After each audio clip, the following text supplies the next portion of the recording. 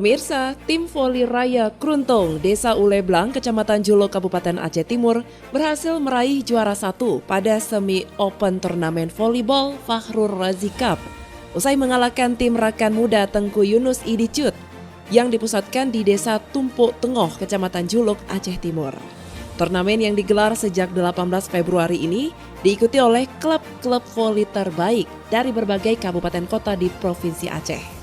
Bahkan acara ini juga dimeriahkan oleh klub voli asal Medan, Sumatera Utara.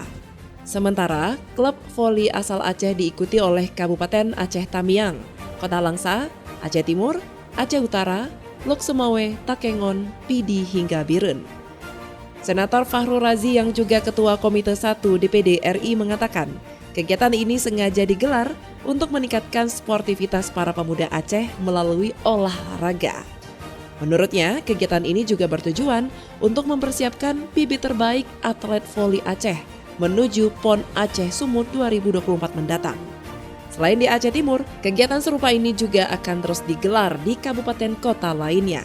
Yang pertama, acara sini sudah berlangsung damai, aman, sukses, dan semua penonton merasa puas dan senang, terkhusus kepada kedua pemain. Kedua-duanya adalah klub terbaik ya yang ada di Aceh, dan kita berharap nanti PON 2024 Aceh akan dapat emas, dan pemainnya itu adalah mereka-mereka yang sudah tampil maksimal tadi. Insya Allah kita akan melanjutkan di tempat lain.